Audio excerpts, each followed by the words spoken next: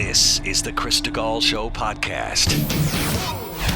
Okay, guys, let's just rip. And Chris Stigall. Chris Stigall. Chris, thanks for being with me tonight. Chris Stigall. I'm joined now by Chris Stigall. Now, he puts the broad in broadband. It's Chris Stigall. The Chris Stigall podcast is presented by usmedicalplan.com. Save big money monthly and get better health coverage at usmedicalplan.com. Okay, let's do it. It's the last day of February. It's Tuesday, the 28th day of the month, and I thank you so much for downloading the Chris Stigall Show podcast. Going to take off first thing tomorrow morning and head for CPAC in Washington, D.C., so tomorrow's podcast will be a bit brief, as I won't be here to offer you live commentary. I'll be in transit. But Thursday and Friday morning will be live from Media Row, and I'll be offering a lot of behind-the-scenes coverage, I hope, that you will enjoy. Make sure you stick with the Harump Society, too. I'll be putting up some probably video streams and conversation behind the scenes. Again, that's an exclusive benefit for those of you who are Harump Society members. I hope to utilize that more this year for both conversation and events and other things like that. So membership will definitely have its privileges. We'll do some giveaways also with regularity for subscribing members to the Harump Society.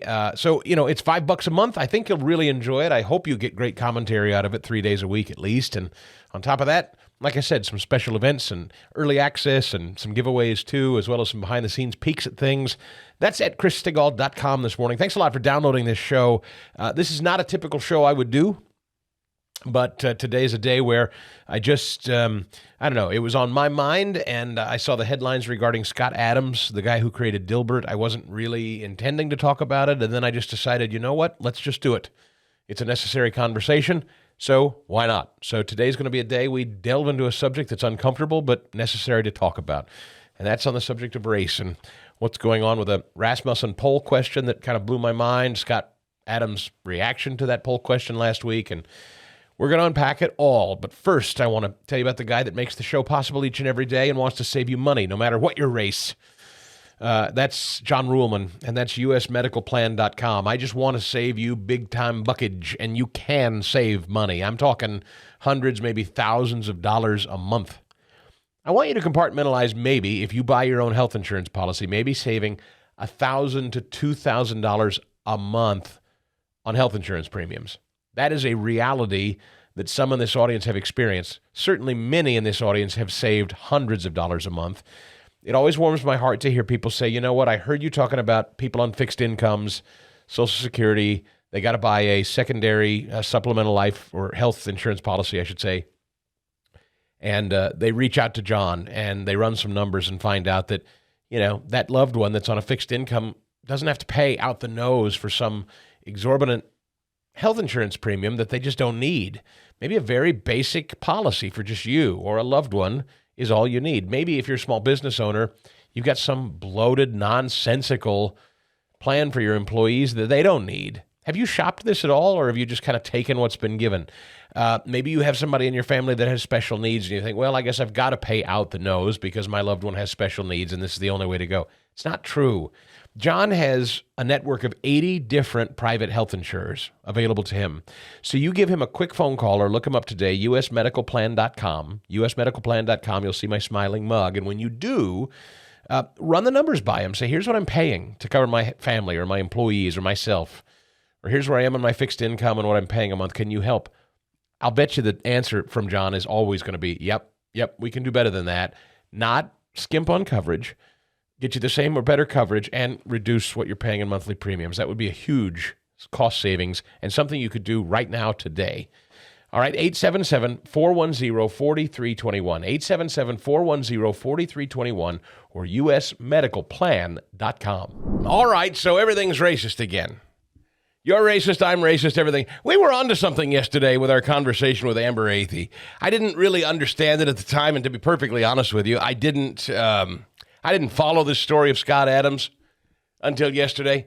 I didn't know what he'd said, and then I saw that everybody was dropping the Dilbert cartoon, and I didn't know why, and I thought, I'd better go see exactly what context this Dilbert kerfuffle, Scott Adams, the guy that created the Dilbert cartoon. I don't know anything about Dilbert.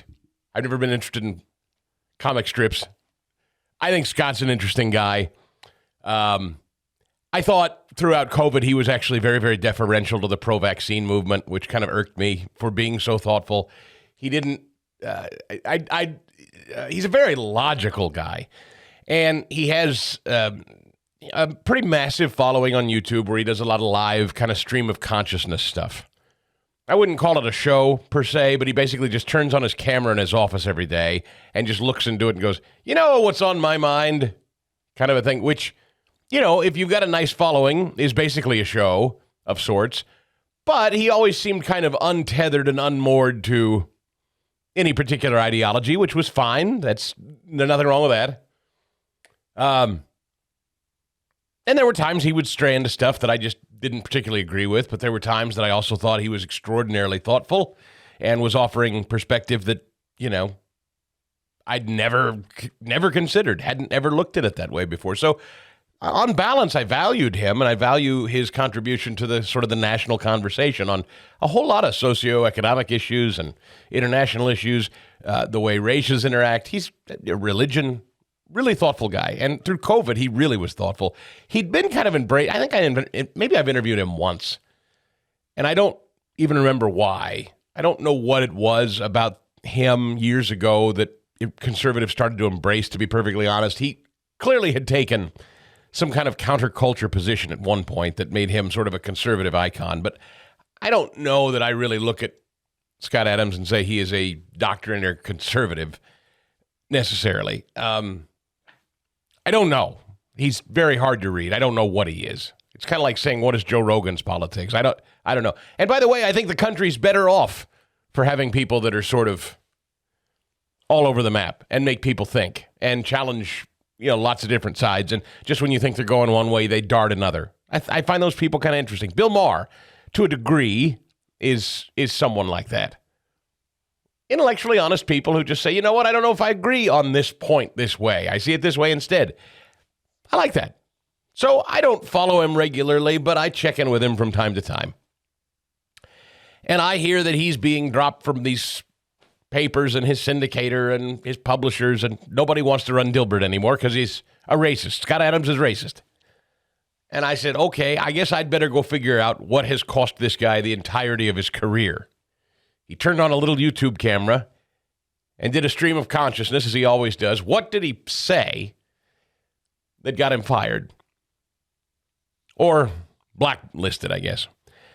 So I watched it. I watched it all. I watched it a couple of times, as a matter of fact. And I will tell you that he sounds like a guy who had a moment of way too honest honesty. His conclusions are completely understandable.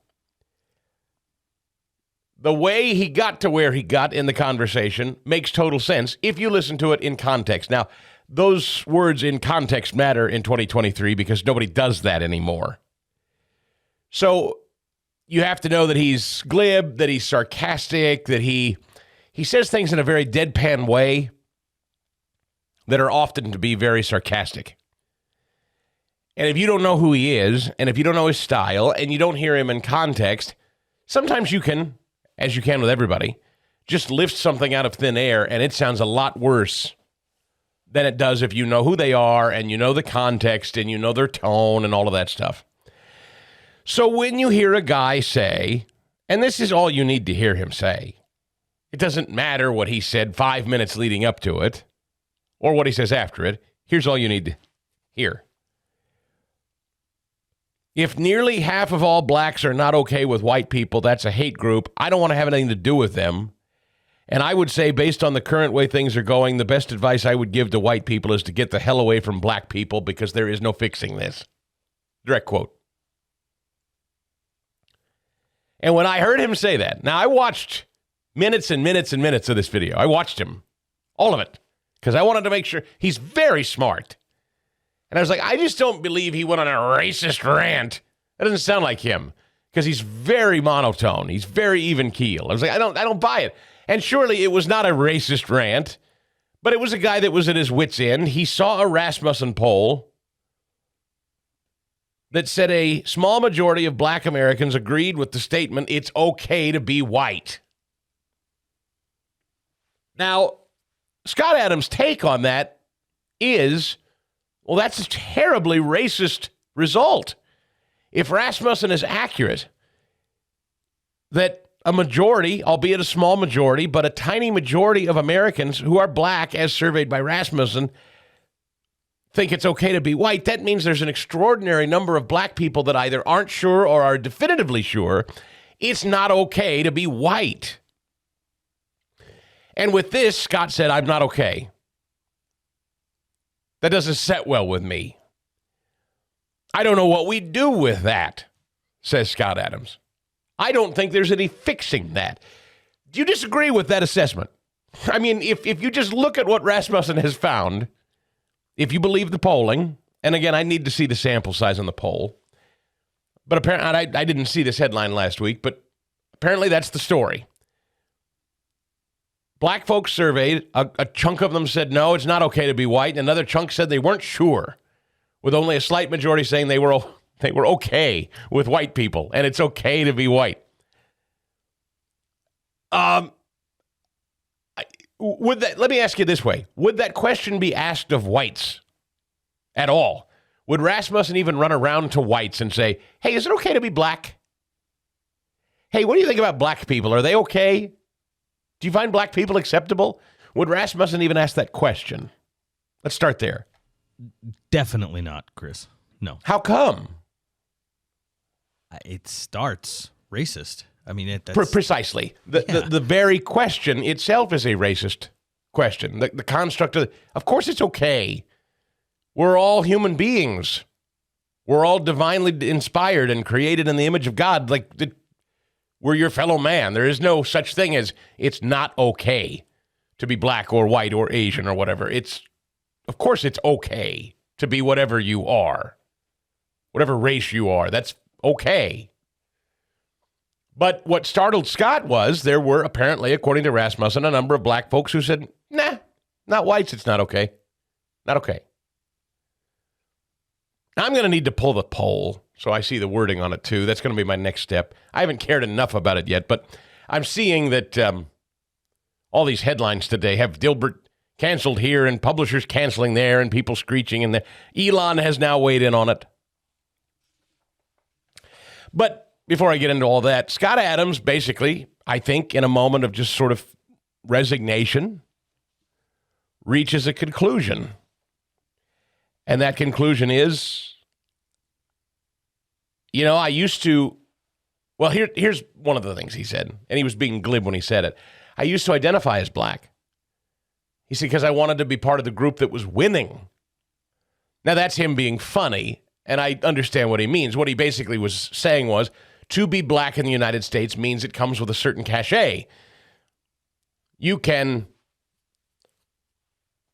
there is such an overabundance, there is such an extension of perpetual and constant assumption that if you're black, you've been aggrieved somehow and disenfranchised somehow, that the world is basically your oyster.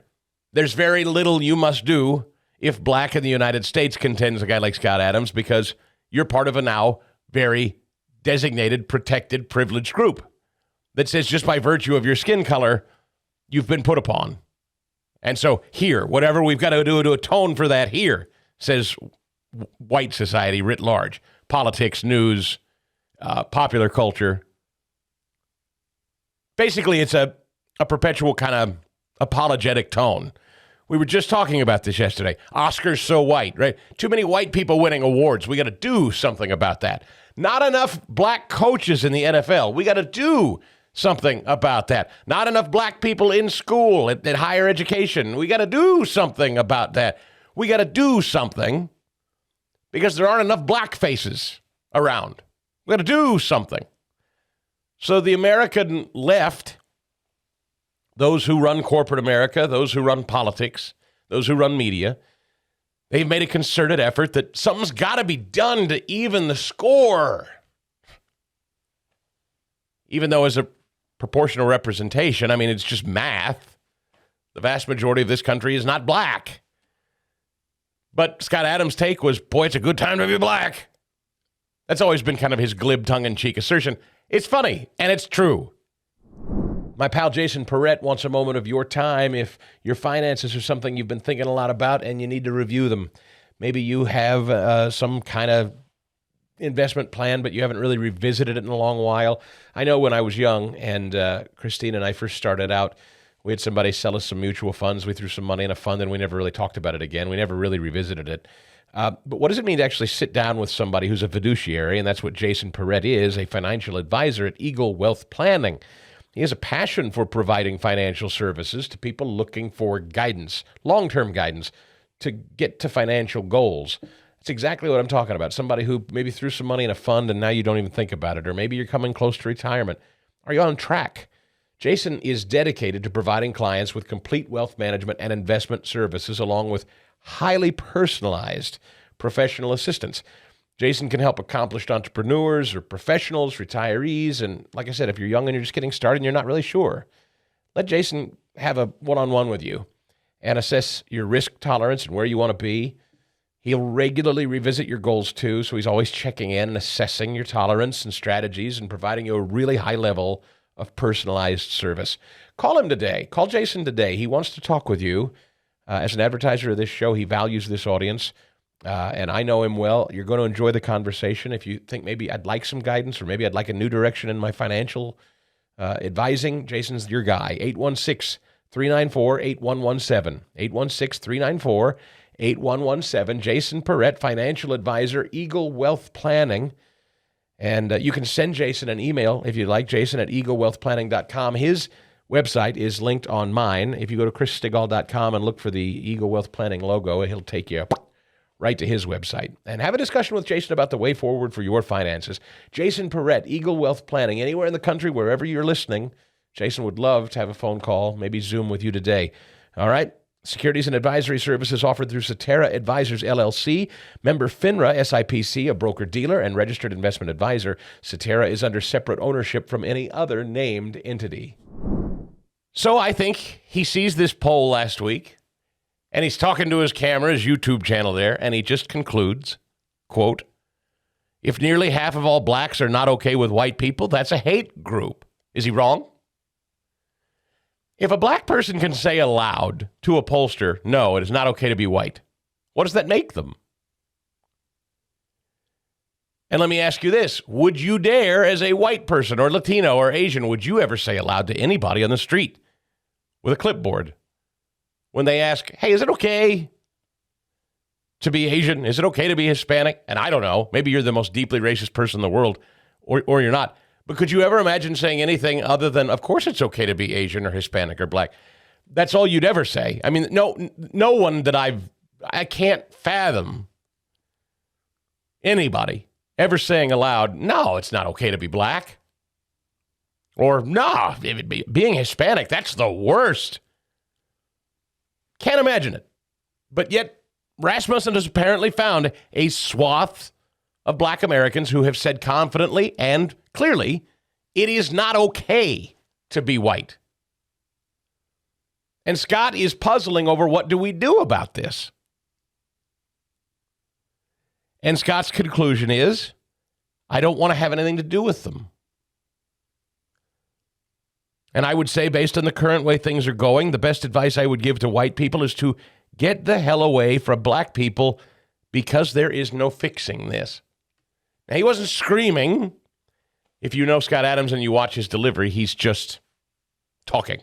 It's basically what he says in a very calm way. And when I heard that, I knew what it was. I knew exactly why that was the line too far. That there was no way he was going to get away with saying that. He's been identified as a conservative for a while now. He's been pretty slippery, though, and clever because you can't quite pin him down. He didn't go whole hog out against the shot, for instance. He was actually very pro-vaccine. So he's been a bit of a slippery character for popular culture in the left. They haven't quite been able to figure out how to eradicate him.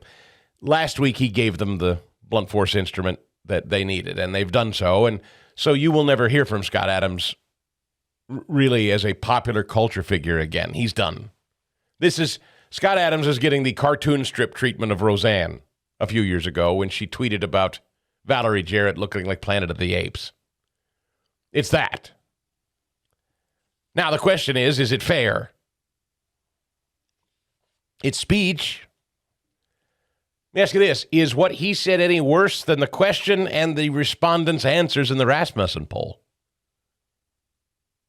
Is it any worse? I would say no. I tend to agree with you. I have a hard time believing it's any worse. I mean, I wouldn't have said it. I wouldn't have said what Scott Adams said. It's rough. And I don't believe that. I mean, I know this is I hate when people say this, but I mean, any of us who have black friends or acquaintances, neighbors, colleagues, church friends, I know many, many, many lovely black people, so there's no way in the world I would ever say the words, I think we whites have just got to get away from black folks. Even if I'm trying to be glib or make a point on the air, I just can't imagine even constructing those words and saying them aloud. There's no spinning it. It's not good. The thing is, I know where he came from to get here, though. Doesn't matter. The context of this doesn't matter. And I think it should. Because you can really dislike what Scott Adams said and say, oh, that's bad. I wouldn't have said it that way. And I agree. But the conclusion he reached is based on the question from Rasmussen, which is awful. And the respondents' answers are even more chilling and awful than that. And so Scott reaches a natural conclusion. Doesn't look good for we whites, everybody. I think maybe we ought to be done trying to befriend black folks and just pack up camp and head off to our own islands. Head to our respective corners. Doesn't look like things are getting better. I thought they might. I thought they could. I don't think so. So I'm out, says Scott Adams. Elon Musk has suggested the United States media is racist against white and Asian people. And he appeared to defend the creator of the Dilbert comic strip, dropped by newspapers across the country.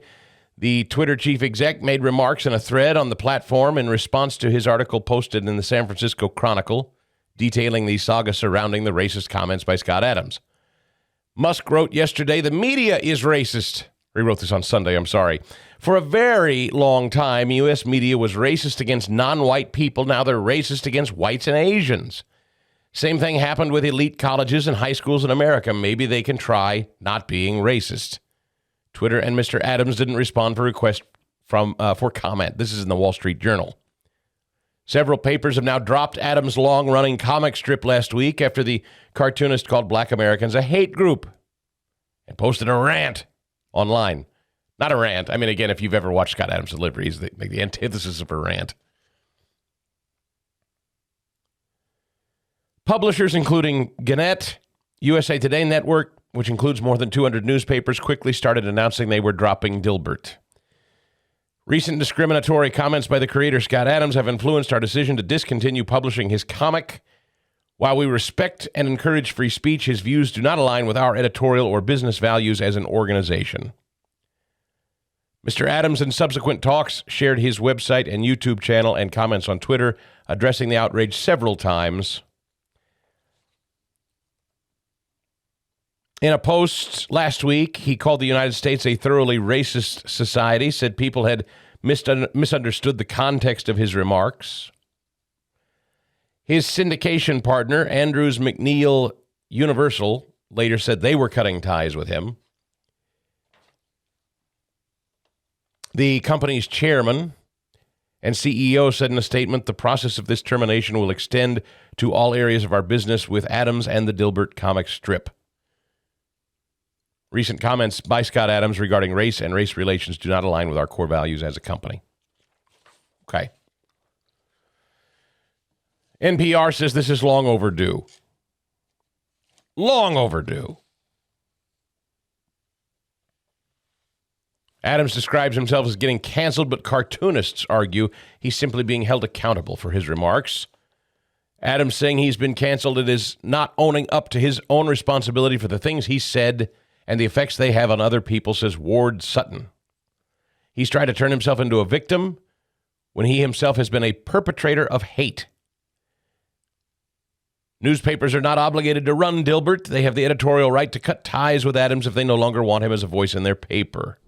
It's been my pleasure and honor to talk about Bob Spinato at Williamsburg Dental in Broomall, just off the Blue Route, as my dentist and friend of over 12 years. But now he has two brand new associates, his daughter Alexa and Dr. Geddes. Tell him about him, Bob. Yeah, Chris, I can't begin to express how proud I am, obviously, of having my daughter there. Also, Dr. Geddes is just a wonderful addition to our practice.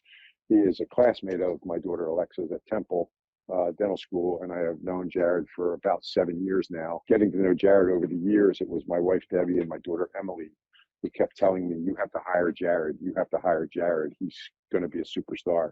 Jared went off to USC, did a 1-year residency after his year at Temple, and he came back and he worked for about a year in practice in New Jersey. And after, again, my wife and daughter beating my brains in, I got the message and I hired Jared, and he's been a great addition to Williamsburg Dental. Pick up the phone or go online, make that appointment, 610-353-2700 or williamsburg-dental.com. So, I go back to the question, though, that Rasmussen asked the question and that respondents answered the question in the affirmative. It is not okay to be white. Isn't that the bigger problem or not? Or at least, okay, if you're not going to say bigger problem, isn't that an equivalent problem? Does this country need to stare in the face an issue that Scott Adams has swerved into, whether we think it's uncomfortable to discuss or not? I think he has. By the way, there are a ton of you in this audience who say Scott Adams reached the absolute correct conclusion, and I completely agree with him. I know there are. I know because I've talked offline with some people that I know about this, and several of them said Scott's not wrong. And it's not directed at any one person. The thing is, this is a terribly toxic and cancerous subject. It's a terrible discussion, but the question is what started it. The Rasmussen question of black people, as surveyed by Rasmussen, is it okay to be white? And a huge swath of black respondents said no. So Scott Adams, in a moment of just, I guess, being honest, said, well, if that's the way a lot of black America feels, I guess we have no choice but to get the hell away. That seems actually on its face like not an illogical conclusion. It's just not something you say out loud. Because, of course, you're painting with a broad brush. Scott has taken all of this incoming on his own as one guy now castigating an entire race, whereas the Rasmussen poll cherry picks and selects a certain number of black respondents. And again, I don't know who the samples are. I don't know where they went to get these people. Who knows where they come from? You know how critical we are of polls. It matters. Who are they? Are they informed? Are they educated? Are they not? High, middle, low class? Do they vote? It matters to me. Who did Rasmussen sample in that poll? I'd like to know. I'll go find out. But the problem for Scott is he put a face to this. He embodied it. He took on the entire kind of cultural argument himself. He became the face of white America, responding to all of black America. Whereas this Rasmussen poll, it's amorphous. There is no black figure. There is no black face. There's no person assigned to this poll saying it's not okay to be white. And so the poll can stand. And culturally, this argument can just be printed as a news fact and no one challenges it. And it deserves to be challenged. We have to challenge the very question. Is it okay to be white? Excuse me, black American, you. Do you have a moment? Could you take a survey question? Is it okay to be white? And listen, if there are respondents, and apparently there were many, according to Rasmussen, that said, no, it's not, isn't that equally disturbing, if not more disturbing, than what Scott Adams said on a YouTube video? I think it is. But what Scott said is the natural outgrowth of the tone and the question and the answer in the Rasmussen poll. Neither good, neither helpful or productive, both corrosive. And what's so sad is just but a few years ago, I'm pretty sure I saw surveys to that extent that felt that the country was getting better racially. But we're living through a time since 2008 with the most racially divisive president in our lifetimes, Barack Obama, who is actively, at present, with the help of Joe Biden, with one brief pump of the brakes courtesy of Donald Trump, we're living through an era since 2008 that is uniformly disintegrating our systems and our culture and our structure as we know them. We're living through a fundamental reformation of this country on purpose, as designed by Marxist totalitarian thugs. Barack Obama, one of their chief architects. It's the dreams from my father stuff. Barack Obama is one of the most hateful, racist people ever elected to high office, along with his former attorney general and his very angry wife. They're bad people. They're divisive people. They don't like white people. And they got to the most powerful offices in government. And they have redesigned our institutions, our very structures, all geared toward this division and this constant conversation of DEI, diversity, equity, inclusion. It's why every school district in the country now has it. It's dripped, it's steadily trickled. It's like, the East Palestine water table. It's a big toxic sludge that tips over and derails. The tanker cracks open, and it slowly rolls downhill and seeps into the streams and seeps into your water and seeps into the tap water. And now it has, since 2008, it has seeped into the fabric and the culture of the country. And now it's degraded to such a degree that we're now comfortably able to say to pollsters, no, it's not okay to be a race. And it's not even really eyebrow raising. It didn't cross my desk. I'll just say this. This Rasmussen poll that Scott was responding to, it didn't even cross my desk. I didn't even see it. It should have been a huge news story. Should have been epically, importantly big. That there are Americans walking about saying aloud it is not okay to be a race in mass. The reason it wasn't a news story, of course, because black people said it. No, that's awful. It's a terrible thing. Scott saw it for what it was, terrible. And his conclusion was, this is bad, retreat. Not the conclusion I would have reached. Not the way I would have said it. But I understand how he got there. So, we have a problem. By design, we have a problem. We have a real cultural rot.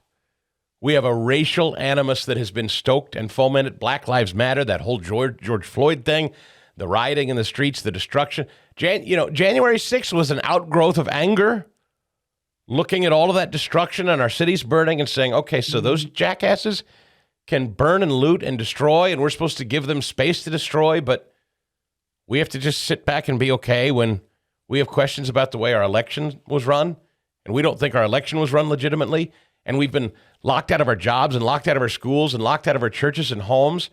Those people get to destroy a city in the name of their race. We have our culture and our life taken from us, and we're just supposed to sit here quietly and be respectful, and if we get mad, we're terrorists. It's by design. All of this, and I know you understand it, and maybe that's even a cliche to say, but I think it's always very important that we really stop and consider what's being engineered here. This has not happened organically. This has happened through engineering. We're living through a massive social engineering experiment. We have been for the better part of 20 years. And it's coming to a head, and it's showing itself in ugly ways from time to time in survey results like Rasmussen or comments that Scott Adams said, but it's all on purpose. If you're feeling like the country is decaying and people are at one another's throats and there's never been more acrimony and discord, racial animus, if you're feeling that, it's because it's true, there is, and it's on purpose. Getting you angry, stripping you of your liberties, robbing you of your disposable income, pitting factions of people against one another. There's no more perfect way to destroy the greatest country God gave planet Earth than what we're living. There's no greater way to destroy it than what we're walking through right now. And it can be very deflating. It can be so frustrating and deflating and alarming that at times, if you're just honest, you look into the camera and you say, I don't know if we have any choice but to just get the hell away. I understand how Scott got there. I do. I haven't gotten to a place where I'd lose myself and say something like that yet, but I understand how he got there. And it's sad. But the thing is, I have to back away as someone who believes first and foremost in a creator. And I say, I will not. I'm going to resist until my dying day. I'm going to resist looking at an entire race of people or gender of people or class of people. I'm going to always resist looking out at a sea of people and saying, all those people are X or all those people are Y. I've had the good fortune of being around too many wonderful, patriotic people of all stripes for too many years. And I couldn't ever say that because I don't believe that in my heart. And I would never want to communicate that I don't have love in my heart or time for or interest in anyone who doesn't look like me. I don't believe that. That's not who I am.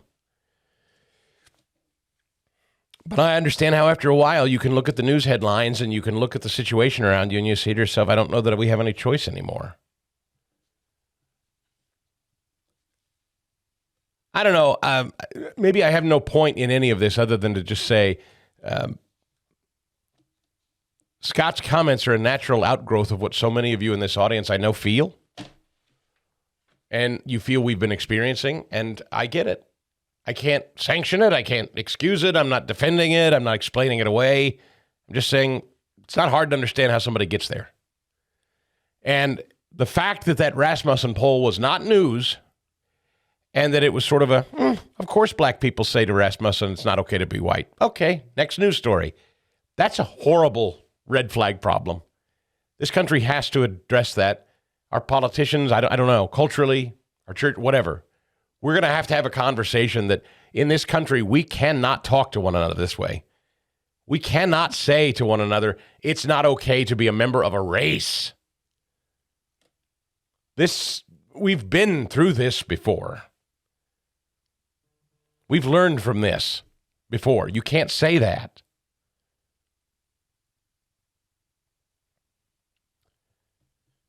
It's beyond sad that Martin Luther King's philosophy has to be defended in 2023. But that's where we are.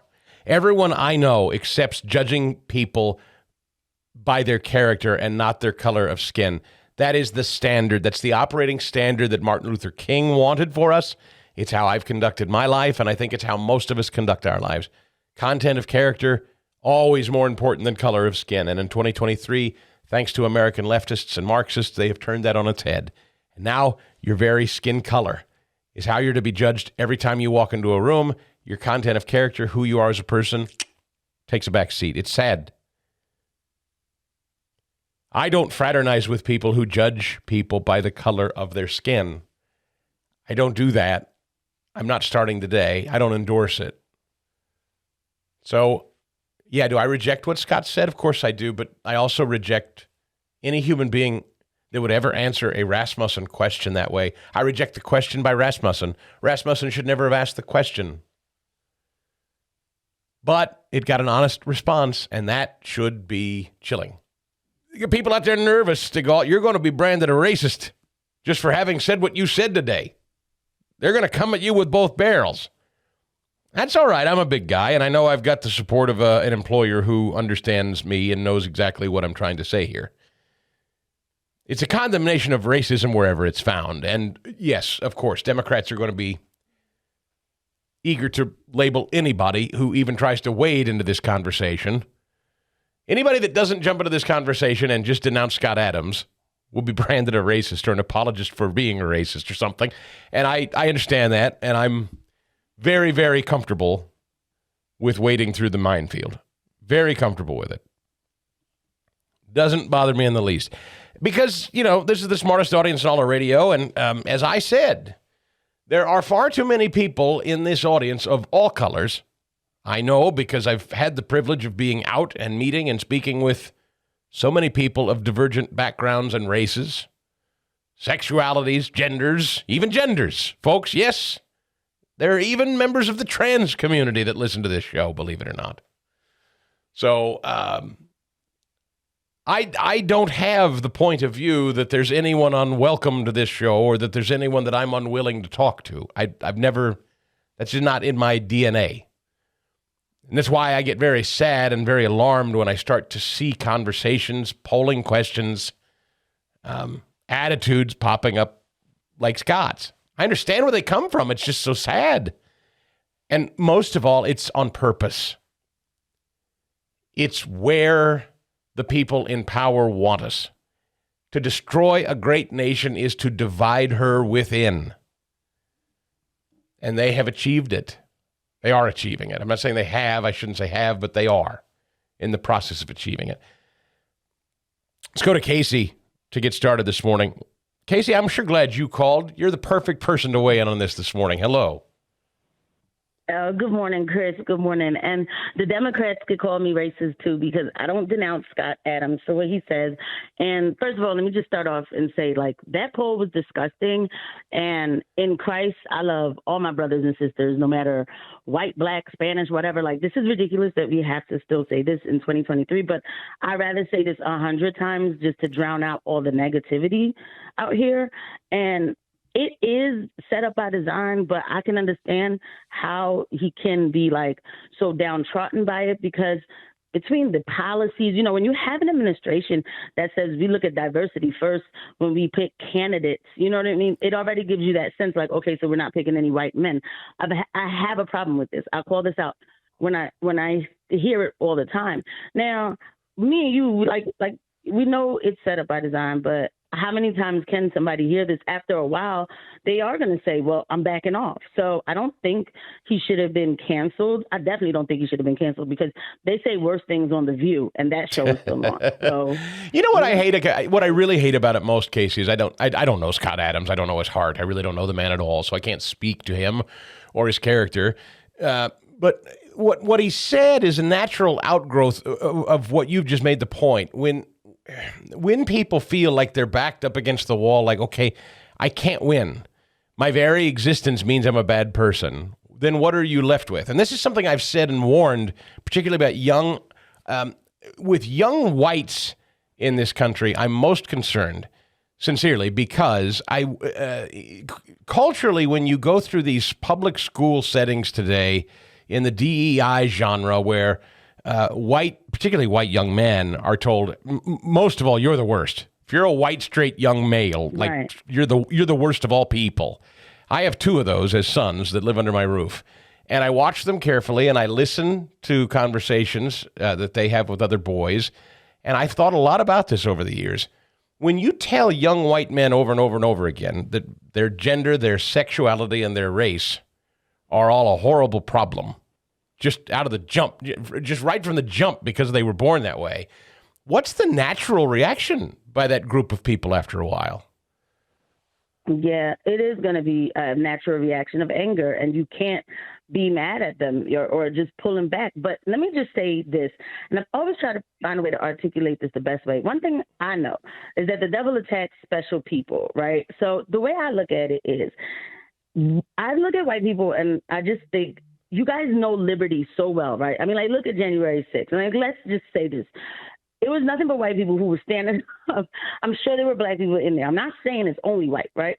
But white men were standing up like, yo, no, they're taking away our liberty, our real democracy. We're standing up for our country. So it's an innate thing that I see is definitely in white men. So if I'm going to take over a country, I need to break down that group and beat them down so that they don't feel important. White men are important. I have no problem saying that. And I love watching white men lead just as well, like, you know, like, of course, any other group, but we have to start saying it out loud. I do love watching white men lead. I don't think there's anything wrong with that. So, Casey, do you see, that's an interesting, what a profound thing you said. I've never heard anyone really say that quite like that.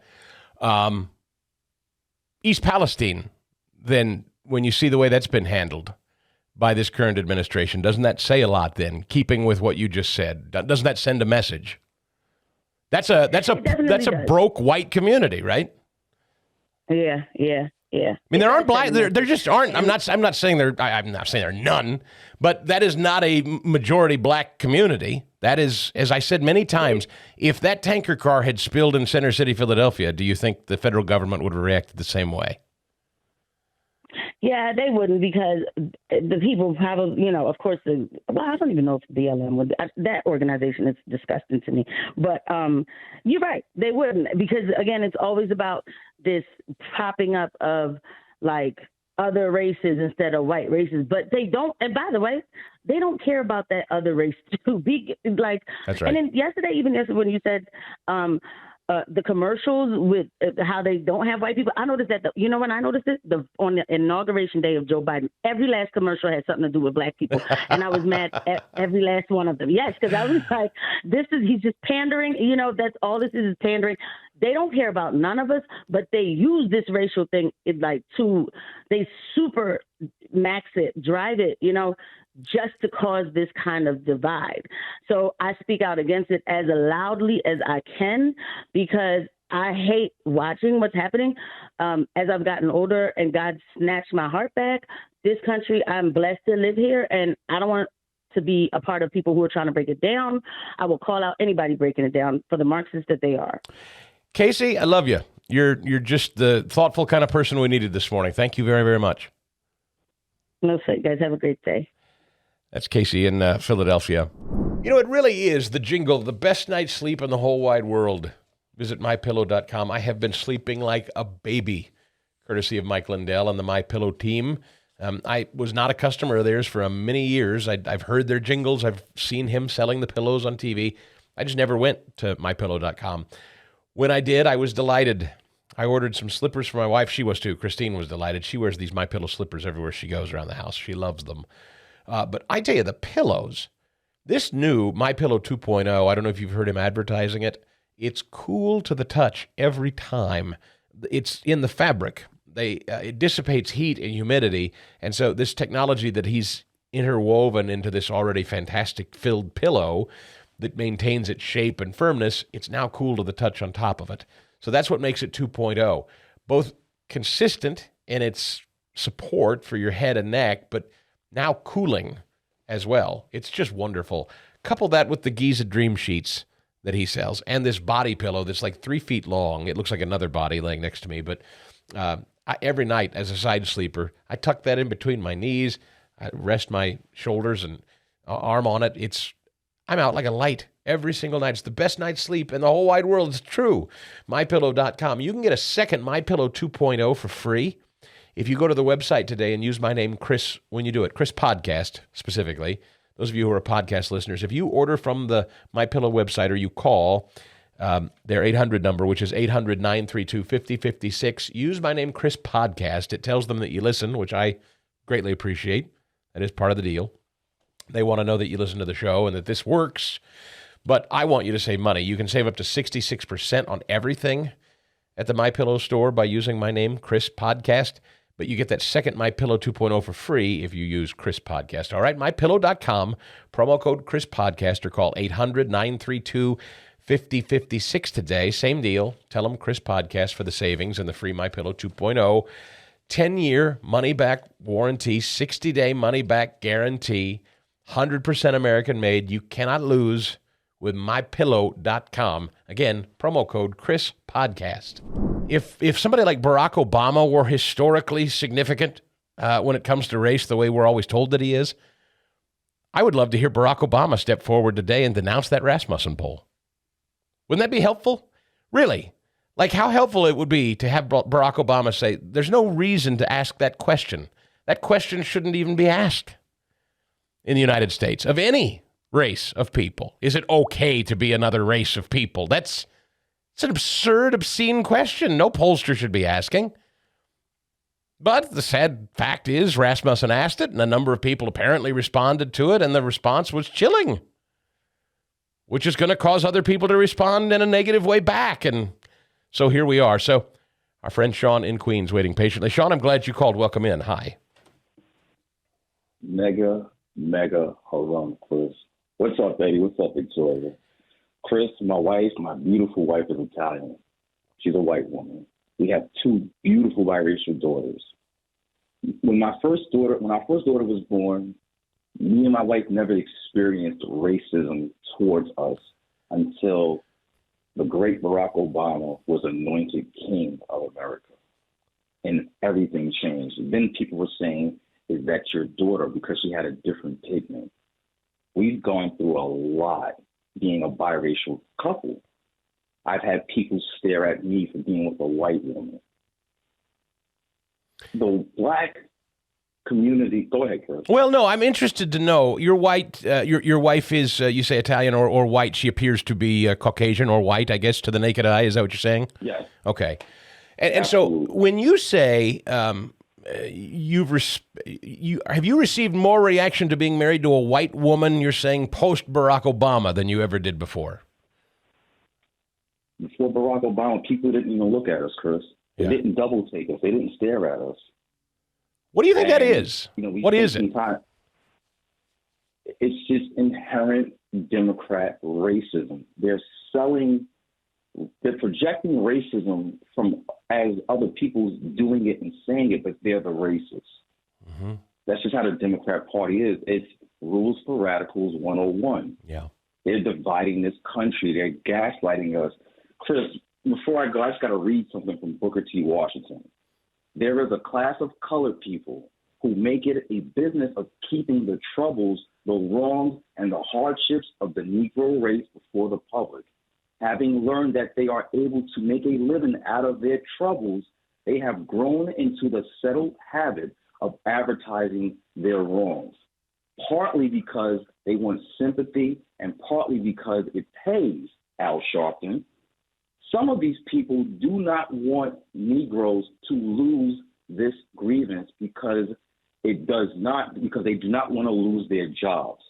So you have people like the Al Sharptons who make millions of dollars just race baiting us, just keeping us divided. You have your Jesse Jacksons race baiting us, keeping us divided. Barack Obama race baiting us, keeping us divided because they're making a living off of it. Without this division in our country, America will unite. But with unity, there's no control over people then.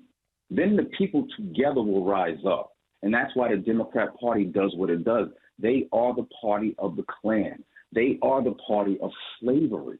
Everybody knows this.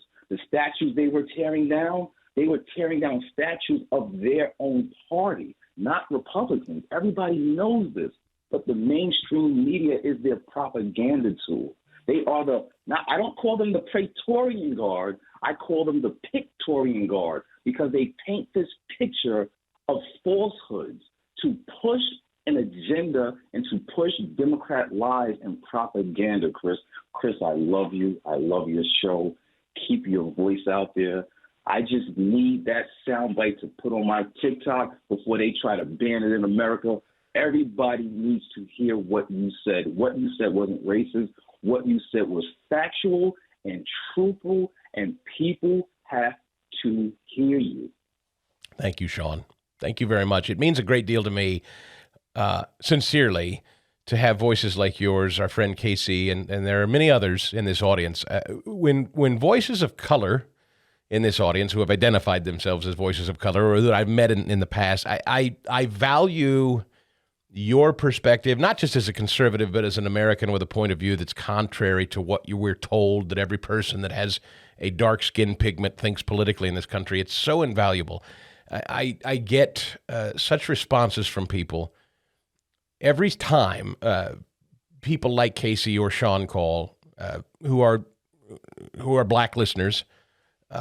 Matters not to me. It's typically never an issue, but always insight that is so counter narrative to what we're told the black community writ large thinks or is thinking or is saying. And it's and they're just two examples, but and that's why I say, Scott Adams' conclusion is not, it was not comfortable to me. I didn't when he says we got to get the hell away from black.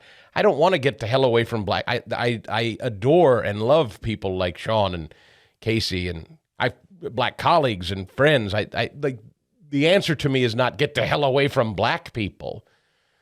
It's not, but you understand. You have to understand what drives someone to say something like that. And it is not that they woke up and decided they were a Klansman. What drives someone to say that is a poll that says a chilling number of respondents who are black say he's not okay with being white. He's not okay to be white. It's what I've been warning about the young white people in this country. You continue to put young white people in public school, where public school continues to tell them that they're inherently bad people just because they were born that way. Ain't good. What do you think's going to come from that? What's the natural outgrowth of telling someone from a very young age, hey, you're a young boy, white. As such, you're bad. In every way. You like girls? You're bad. You're a male, not a female? You're bad. You're white? You're bad. Like, how long can a young white male hear that? Every day, institutionally instilled in them, every day for years, in a public school setting, before a group of them get together and say, you know what, fellas? Starting to feel like the whole world's against us. You don't think they talk? You don't think young white men get together and talk about that? You don't think they notice that? You don't think they don't understand and know that it's okay? So it's okay to be a girl. It's okay to be a boy who wants to be a girl. It's okay to be gay. It's okay to be black or Asian or Latino or whatever. You just cannot be a straight white male. You can't. That's bad. You're an oppressor, sexist, racist, bigot, homophobe. Shut up, sit down. And by the way, good luck getting a job or any kind of advancement.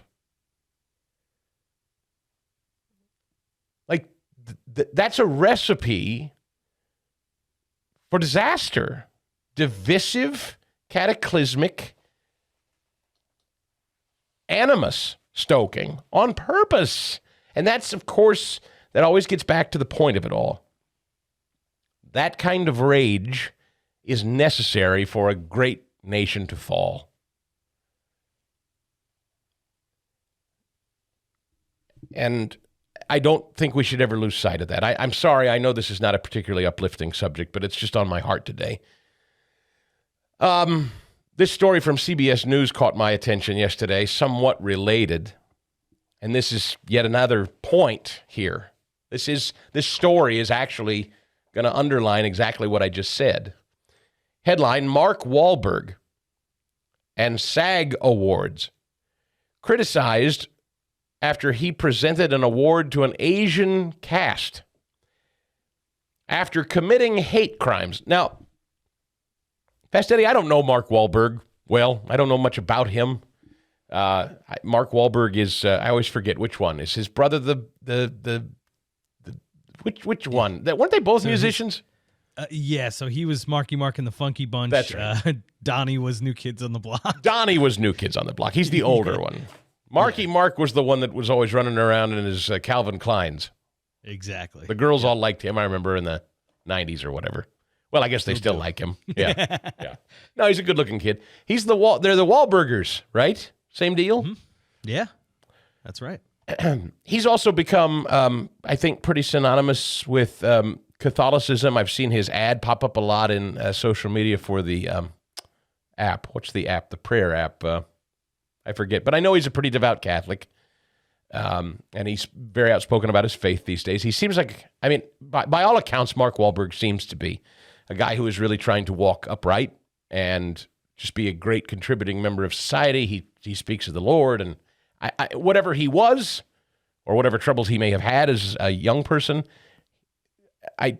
correct me if I'm wrong, I don't know. I mean, if I'm wrong and I'm missing something, tell me. But there's nothing about Mark Wahlberg today to me that suggests he's an objectionable guy. Am I wrong?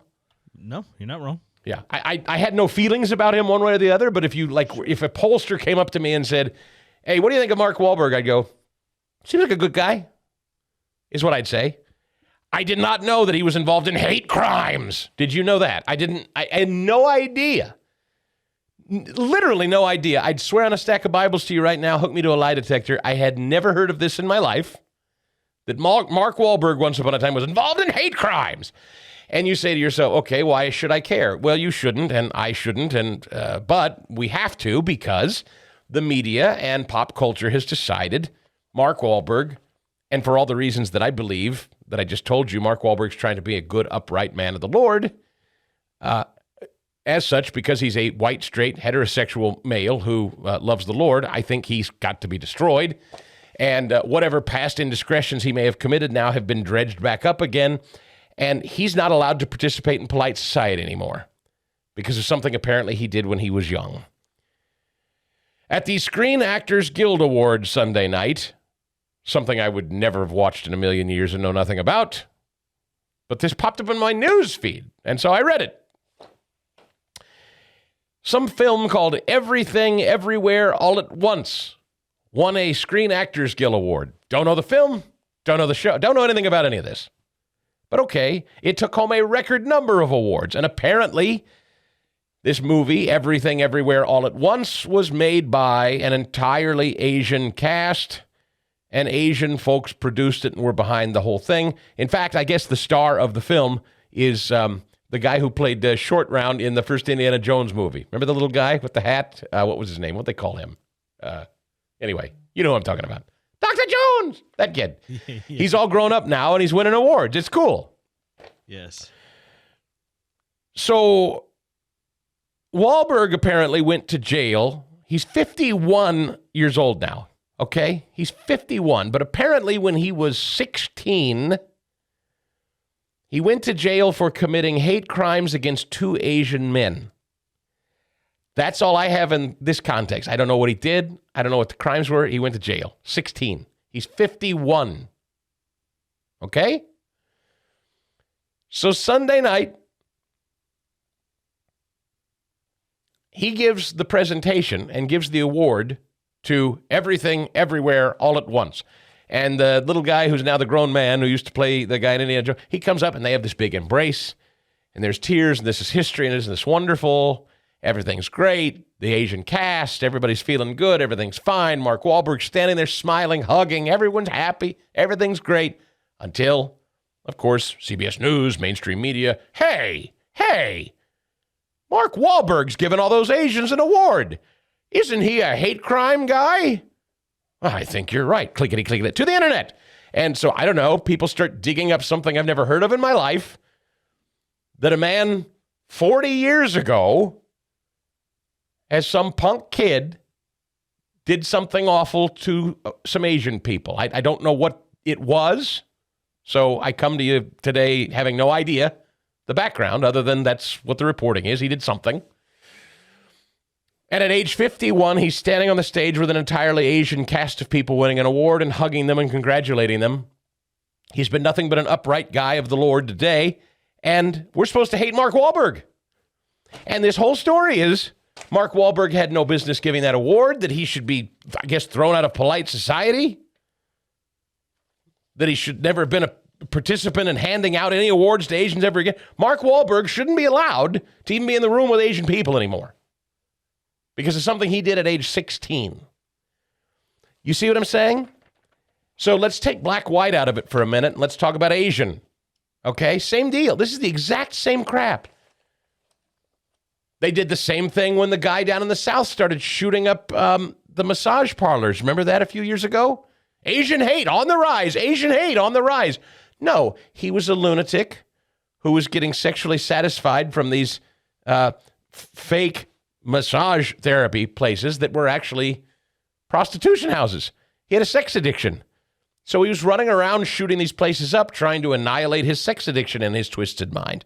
But we were told he was running around targeting Asian nail salons and spas. That wasn't at all true.